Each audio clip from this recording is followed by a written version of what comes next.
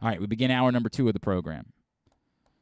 Our next guest is going to be back in town. He's going to be at the Meyerhoff on Monday night, as we learned that this event celebrating the 2000 Baltimore Ravens is going to be in part for an upcoming 30 for 30 that ESPN and NFL Films are doing, celebrating that first Super Bowl champion team. It's always a pleasure for us to welcome back Coach Brian Billick to GCR. Coach, it's Glenn. I hope you're well. Thank you for taking the time for us as always. Yeah, glad to do it. Hey, Coach, who is going to be the surprise breakout star of this 30 for 30? We know Tony's personality. We know Shannon Sharp's personality. Who is it that maybe, unless you were really around the team every day, you don't know is going to be someone that everybody's going to be loving when we get to this 30 for 30? Oh, boy, that's a tough one. You know, we had so many characters. I always said that team was, it was full of characters, but it was also full of character. And obviously, and then the following year when we did the Hard Knocks is what really brought into focus those personalities that were all such a part of the previous year in terms of the Ravens. I don't know. That's a tough one. You know, guys like Michael McCrary, Peter Boulware, they were guys that because, you know, Shannon and Goose and the like tended to gobble up and myself probably included, gobbled up all the air in the room.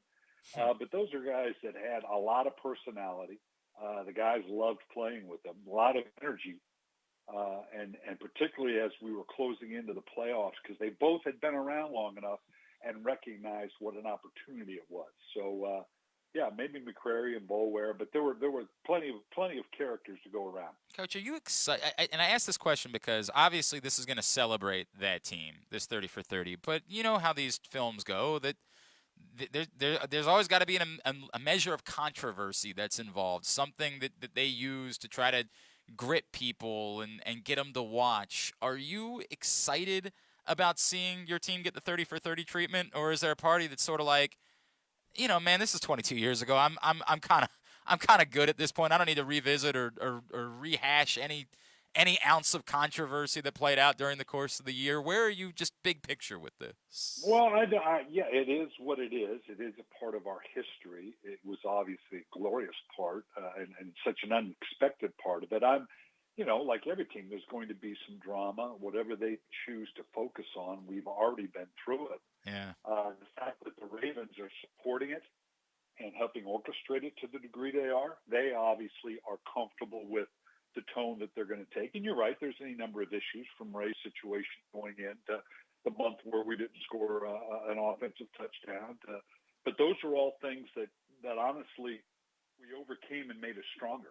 They're part of the reasons I think we came together as a championship team. So, I think it'll be great to revisit it. I'll be interested to see what take they take on it. There is the thing that everybody that said, I heard from multiple people this week that said the one thing I want from this 30 for 30 is I want to know that there's video of the locker room in Nashville and that we're finally going to get to see it. So I guess this is a two-part question. One, do you know whether there is or isn't video of the locker room? Because I know you didn't want there to be. And if there is, are you okay with us finally getting to see it at this point? Yeah. Oh, absolutely. I wasn't aware of that. I think there is video of it. I think it has been out there. I know, like we've heard it before, right? Like, have we ever seen a camera inside the locker room? Yeah.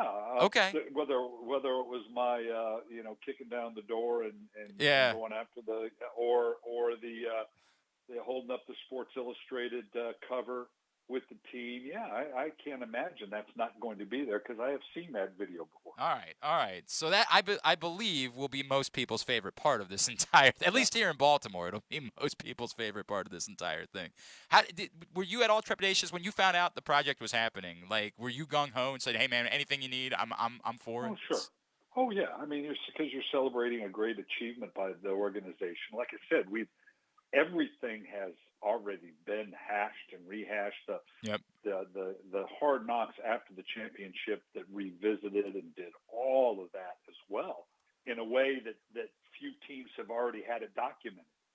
For some teams that may be new.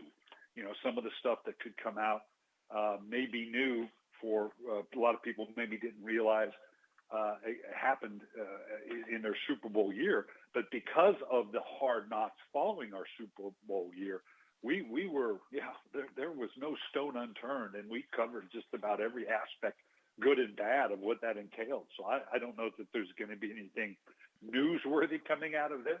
It will remind some people of it, and like I said, for the most part, I think it's all good stuff. Where is your relationship with Trent at this point? I know you guys both talked to ESPN around the anniversary. Where is your guys' relationship at this point, Coach? I haven't talked to Trent in a while. The last time, Trent and I have talked several times since then. That was obviously a very difficult time afterward. Yep.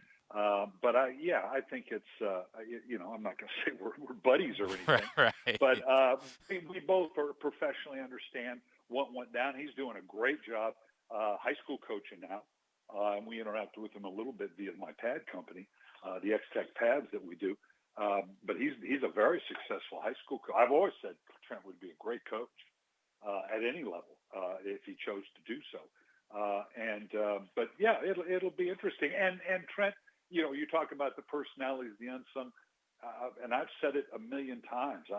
Trent was the perfect quarterback for us, for that team. I don't know that we would have accomplished what we did without that proper mindset by that position that bought in totally to, hey, we're playing great defense. Let's run the ball. Let's try to not turn the ball over. That kind of conservative that kind of goes against the grain of a quarterback. Right. He bought in 100% and was a huge part of why we were able to pull that off.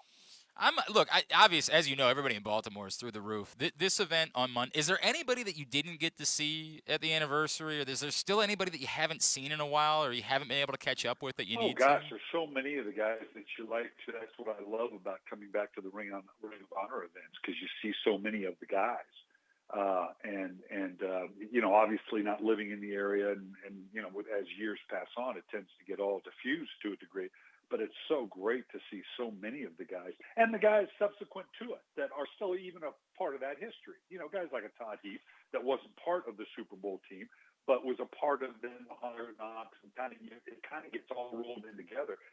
It's fabulous. And that's one of the things I love about Baltimore. I think whether it goes back to the old Colt days or certainly in the Raven days, the affinity for the players, whether they live in the area or come back to the area, for the organization is there's not a lot of organizations, I think, that have that to the degree that the Ravens do. All right, I'm gonna try to bleed one more out. Then I just want to talk some football with you if I could. I don't even remember if I told you this, but around the anniversary, I just decided to up and call Tony Banks because I hadn't talked to him in a long time, and Tony's definitely was still not over it 20 years later. Like, he still had an amount of bitterness to it. Have you talked to Tony at all? And did you know that? Like, he kind of admitted he wasn't really even rooting for you guys to win down the stretch that season. Well, that's understandable. I mean, it was a tough circumstance, and like I said, Tony, and you got to remember how well Tony was playing prior to that stint, that game against Jacksonville, and I mean, Tony was playing well, but you also have to remember how he wasn't playing well, right? And given the way we were going to win, the turnovers was going to be the Achilles heel. We could play great defense. We were going to run the ball, but to win with those tight margins, you got to be +1 or 2 in the turnovers, which we ended up being, leading the league in turnover differential. And that was the difficulty. But certainly understand how tough that was for Tony to not only to have to, anytime you have to pull a quarterback and you go with the other guy, but then for that team to then go on the run that we did. That's double insult to injury, and that you can certainly understand why that was so tough for Tony. All right, so the Ravens are holding a press conference today. We don't know what it's about, Coach, but there are a lot of people that think it might be related to Sam Koch, and one way or another, after the Ravens drafted a punter, whether that's what it is today or not, the likelihood is that Sam Koch has probably made his last punt in the Baltimore Ravens uniform, and this is kind of a wild moment, right? Because it's the last sort of bastion to the Brian Billick era of Baltimore Ravens football.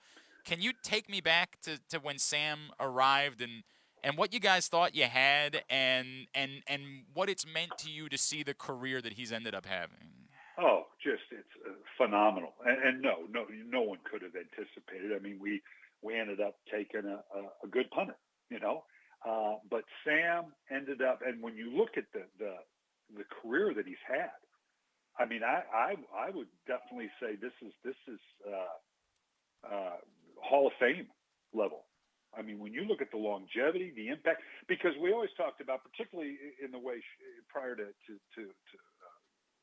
Lamar, the way the Ravens had won primarily with the defense and the scoring differential and the whatever, and you always focus on the kickers, and what a great run of kickers that Baltimore's had, beginning with Matt and then obviously moving on.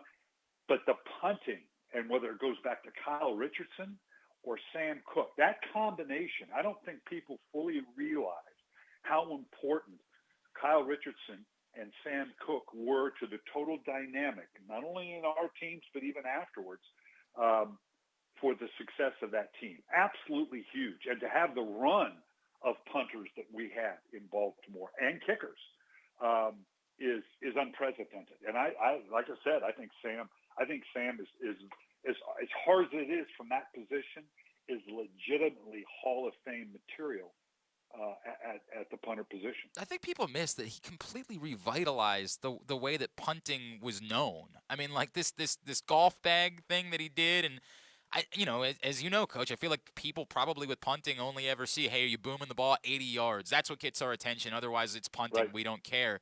And a lot of people have missed throughout football how he changed the concept of punting by having so many different punts that he could go to given the circumstance. Well, and that goes back to my comment that when you look at those that go into the Hall of Fame, there's all different. I mean, you can have just the sheer stats and the volume of your play, but for some, it's also, did you define John Lynch is a perfect example. Is the most recent one. John, of course, was at Stanford as well, but John went in my opinion, because he kind of redefined the position. Mm-hmm. Well, dropping a guy into the box and that type of thing. Well, absolutely. That's why I think Sam Koch is a Hall of Fame candidate, because he did change the game at that position. That's the ultimate definition of a Hall of Fame player. Look, unfortunately, it's so extraordinarily difficult that I don't think it's going to happen. But I hear every level of your argument, and I do think that it's been vastly undertold what Sam Koch has meant, to this franchise, and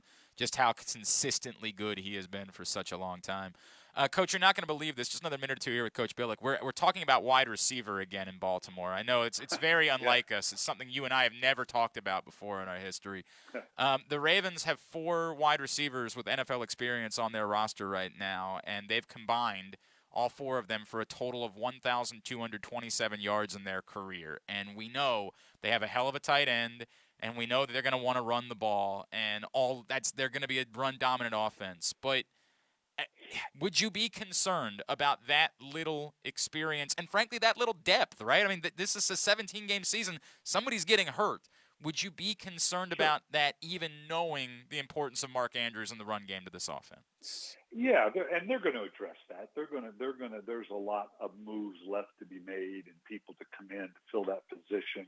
And when you ask how many years have we talked about this, right, and that with all the brilliant drafting and personnel moves that the Ravens made since the beginning, that's probably the one position, particularly from the drafting standpoint, that has been, a little bit of an Achilles heel. But they've always seemed to then fill in with other receivers, veteran guys that come in. If this were a younger, new Lamar Jackson, I would be concerned with that. But I think Lamar's reached that level that whoever they bring in, he will develop a relationship and find a way to get the ball to them in a way that augments their offense. You're right. It's going to be the running game. It's going to get the ball to Andrews. No question about that. But you still need to balance that with some of the down the field throws, that ability to take the top off the defense. So, yes, it is a concern. I think it's something they'll address. It's not like there's going to be some Hall of Famer they're going to bring in here. And they'll continue to try to address it via the draft, and hopefully they can get someone that can stick for a while and impact that position. But given the profile of the team the way they are right now, yeah, it's a concern, but I don't think it's not time to panic. Let's put it that way. The irony of you saying what you just said, there is a Hall of Famer who's out there. Would you still take a chance on a Julio Jones at this point, or is there just too much risk involved at this point for you to have any amount of confidence that he could get on the field and help you? Well, he's an incredible player. I got to know Julio well when he was in Atlanta. Of course, Mike Smith Oh yeah, was the right. head coach there, and my brother-in-law, and when I was doing games for Fox. And what a tremendous talent. Now, where Julio is physically, and he's had these foot issues for a while now. He had them back even then. So the prognosis going forward was to when was it going to be too much? When was the foot going to be too much? And it goes back to, well, so what are you asking? What's his role? How much does he have to play? He's not going to be a 65 snap guy, Right. And particularly when you're talking about big body receivers like he was, that you tend to wear down a little bit quicker than some of the smaller, faster guys. So that's certainly a factor. He could certainly help the team, but in what role, how many snaps, what's the condition? Because there's no question the talent is there, but what condition is the foot in? How's everything out in Arizona?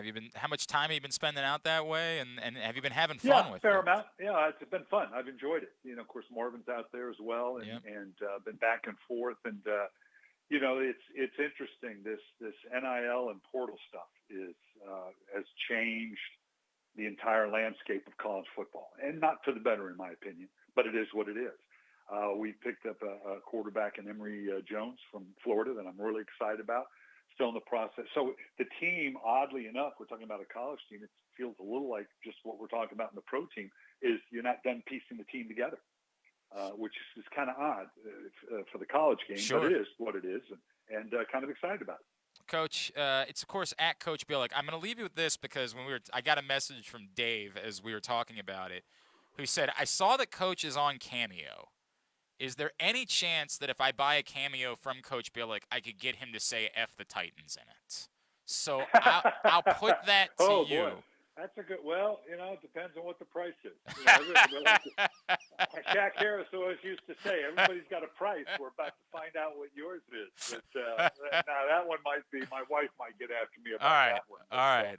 those have been fun. Those Cameo things are kind of fun because fans reach out and you can wish them happy birthday and whatever. And it's been a fun deal. I'm sure you get plenty of Ravens fans. Do you get like Steelers fans who want you to mess with their, like a friend of them, and do you get stuff like that? No, I don't know. And for the most part, Okay. not. I run into a lot of that, obviously, Sure. as I go around, which has been fun. Yeah. But no, mostly it's good Ravens fan that want to celebrate a birthday or their father's birthday or some achievement, maybe business-wise, they've closed a big deal or something.